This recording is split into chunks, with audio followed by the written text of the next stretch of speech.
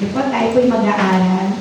Ang ating po pag-aaralan ngayon ay ang Mateo 9:20-22. Atin pong basahin sa Biblia. Ito po ang sabi, sumunod din ang isang babaeng may 12 taon ng dinudugo.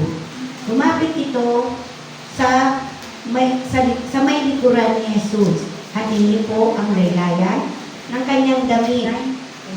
21. Sapagkat sinabi niya sa kanyang sarili, maipo ko lamang ang kanyang damit, ay gagaling na ako. Bumaling si Jesus at pagkakita sa kanya'y sinabi, anak, laksan mo ang iyong loob, pinagaling ka ng iyong pananalig. Noon di gumaling ang babae. Pamamagatan ko po siyang pinagaling ang isang babae.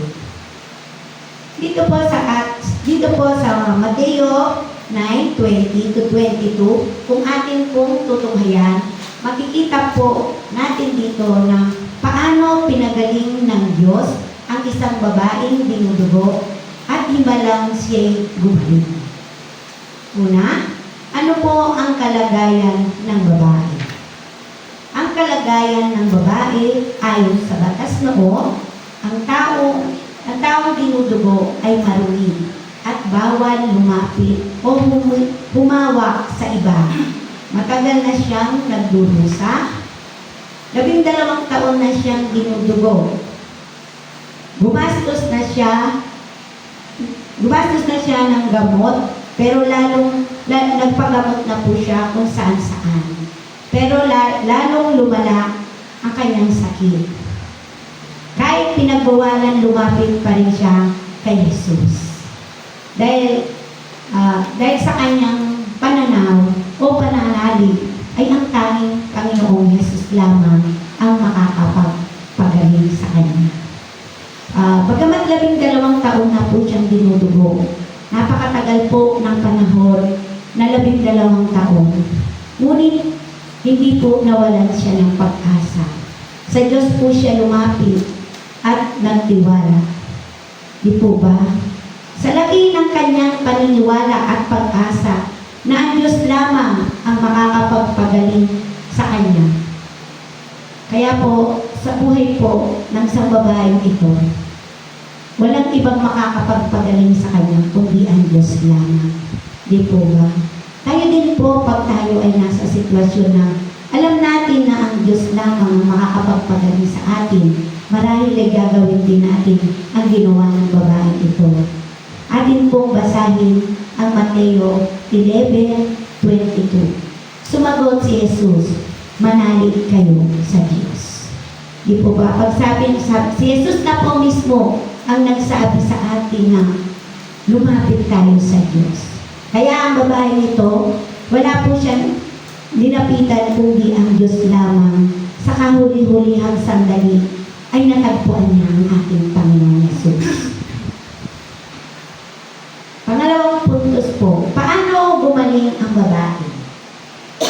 Ang kapangyarihan at pananampalataya, hindi lang ang paghawak ang nakapagpagaling sa kanya, kundi ipinakita ni Jesus na ang pananampalataya ay susi sa pagtanggap ng himala at awa ng Diyos. Tinawag niya itong anak. Basahin po natin ang Mateo 9:22. Bumaling si Jesus at pagkakita sa kanya'y sinabi, anak, lakasan mo ang iyong loob. Pinagaling ka ng iyong pananalig. Noon di gumaling ang babae. Di po ba sa pamamagitan ng pananalig ng babae, sa laki ng pananalig niya sa Diyos, nakita po natin doon na siya po ay gumaling. Nakita po natin na isang salita lang na ang sabi ng Panginoon ay pinagaling siya ng kanyang pananalig. Di po ba? Sabi dito. Nakita po natin dito na gumaling ang babae. Pinagaling siya ng Diyos dahil makapangyarihan po ang ating Diyos.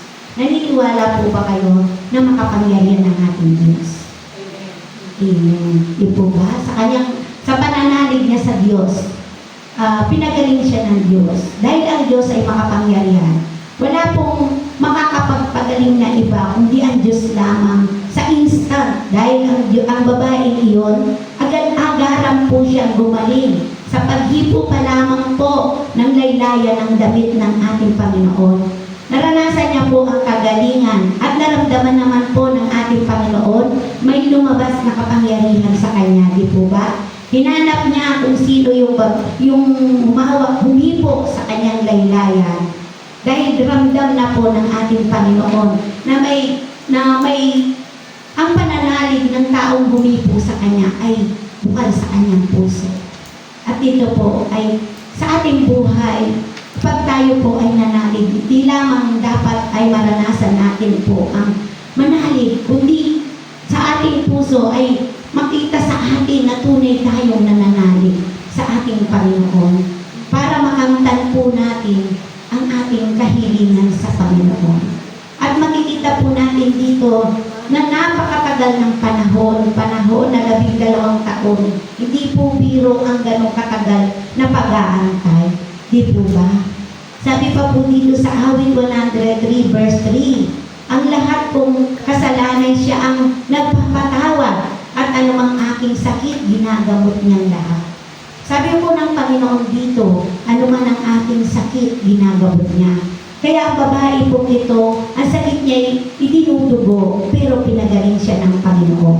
Sa ating buhay, kung tayo ay may mga sakit, anuman ang ating mga sakit, sa Diyos po tayo magtiwala. At makikita naman po natin at mapapatunayan natin, ang Diyos ay mapaghimala.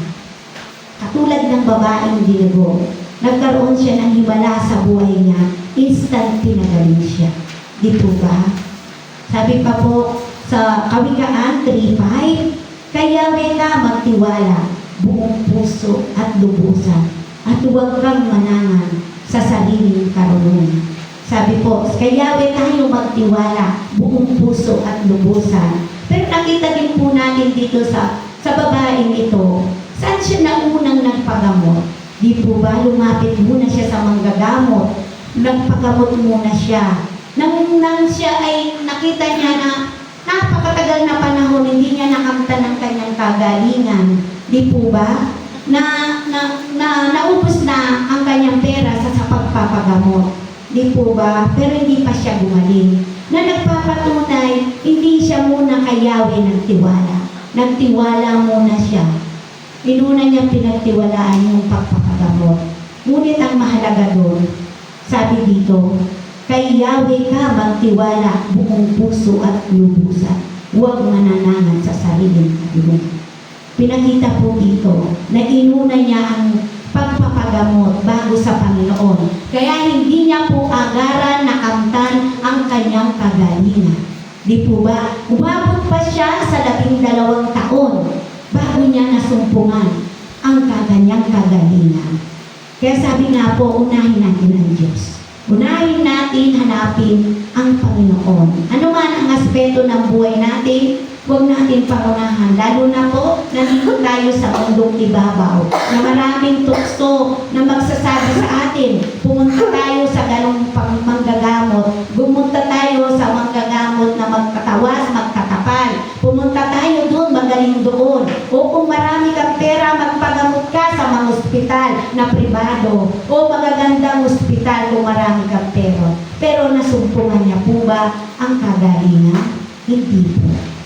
Di po ba? Kung ating po titingnan ng babaeng dinudugo, nandito po siya sa salitang sinabi ng Panginoon dito na huwag manangan sa ating sariling karunungan.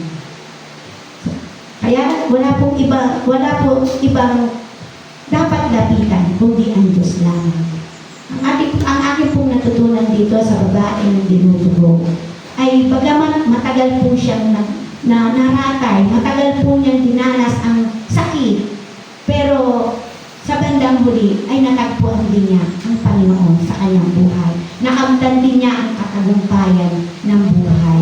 Kaya, saan pa po ba tayo? Kundi sa Panginoon. Kaya maraming salamat po. Dito na po tayo sa conclusion.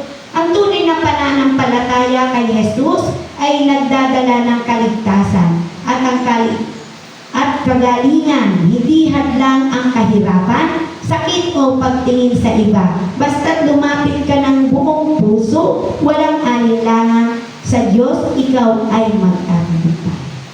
Hanggang yun naman po. Maraming salamat.